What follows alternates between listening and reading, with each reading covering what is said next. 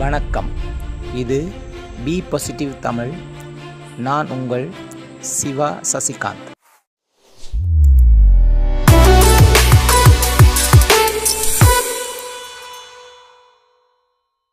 Portugal நாட்டிலே 1985 ஆண்டு Cristiano Ronaldo பிறந்தார்.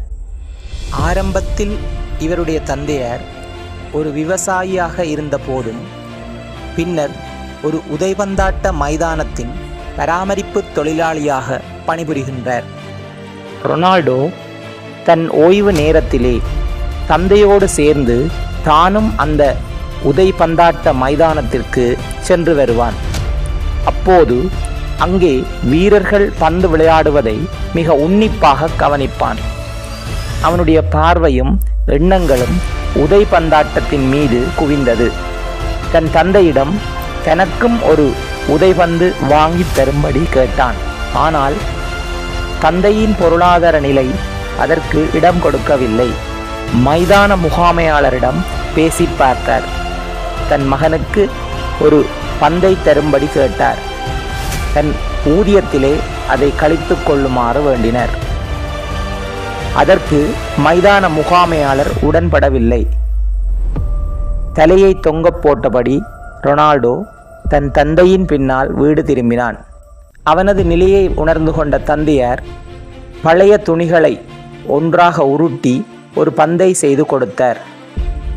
ரொனால்டோ மகிழ்ச்சியோடு அதை தன் பாதங்களில் தட்டி தன் கட்டுப்பாட்டிலே அதை வைத்திருந்து பழகினான். மீண்டும் மீண்டும் தனக்கு நேரம் கிடைக்கும் போதெல்லாம் தந்தையோடு சென்று வந்தான். அங்கே வீரர்களின் விளையாட்டு நுட்பங்களை கவனமாக கவனித்தான். வீட்டிலும் தன் சுய பயிற்சியால் பல்வேறு தனித்திறமைகளை வளர்த்து கொண்டார். நாட்கள் கழிந்தன. ஒருவாறாக தந்தை பணிபுரிகின்ற அந்த மைதானத்தில் இவனுக்கும் விளையாடுவதற்கு ஒரு சிறு வாய்ப்பு கிடைத்தது. அப்போது ரொனால்டோவுக்கு 9 வயது.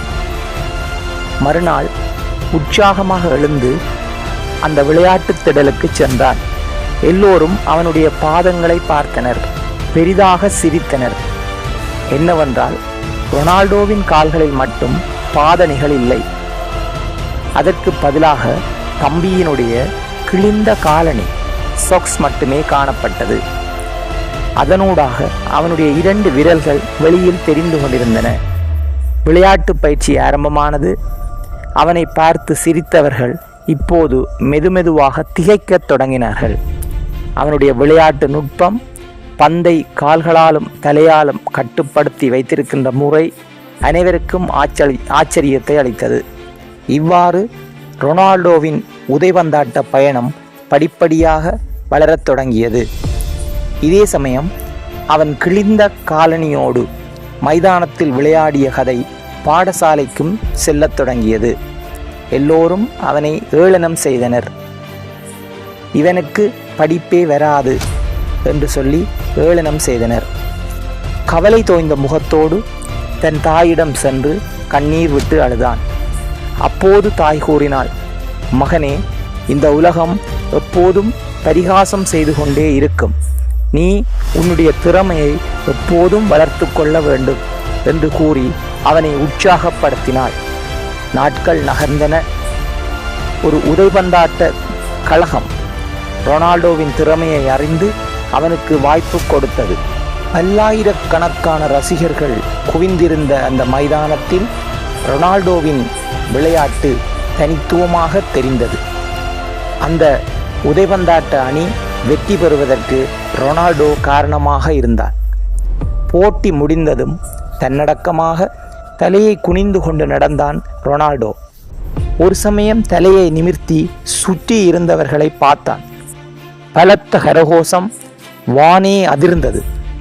தனது பயிற்சிவிப்பாளரிடம் சென்று கேட்டான், எமது வெற்றிக்காகவா எல்லோரும் கரகோஷம் செய்கிறார்கள் என்று. அதற்கு பயிற்சியாளர் கூறினார், இல்லை ரொனால்டோ, இந்த கரகோஷமே உனக்கானதுதான். நீதான் எங்கள் அணியே. எங்கள் உதைபந்தாட்ட அணியில் நீ ஒருவன் அல்ல, நீதான் எங்கள் உதைபந்தாட்ட அணியே. அதனால்தான் இந்த அரங்கமே உனக்காக கைதட்டி கரகோஷம் செய்கிறது என்று.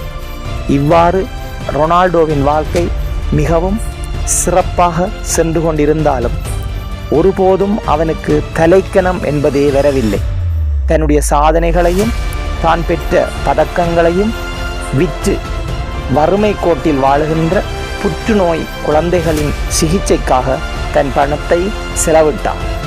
வறுமை கோட்டில் வாழுகின்ற ஏழை பிள்ளைகளின் தொற்றாத நோய்கள், குறிப்பாக புற்றுநோய் சிகிச்சைக்காக தன்னுடைய சாதனைகளையும் பதக்கங்களையும் ஏலத்தில் விற்று மற்றவர்களுக்காக வாழ்கின்ற உயர்ந்த மனப்பாங்கை பெற்றார். எனவே நாங்கள் ஒவ்வொருவரும் எங்கள் வாழ்வின் ஏழ்மையை கண்டு பிறருடைய பரிகாசத்தை கண்டு துவண்டுவிடக்கூடாது. தோல்வியோடு இருக்கும் வரையில் இந்த உலகம் எங்களை ஏளனம் செய்து கொண்டே இருக்கும். அதிலிருந்து வெற்றியை நோக்கி சென்று விட்டால் அதன் பின்னர் எங்களை கரகோஷம் செய்து கொண்டிருக்கும். இதுதான் உலகம். எனவே நாங்கள் அனைவரும் வெற்றியை நோக்கி ஓடுவோமாக. நன்றி, வணக்கம்.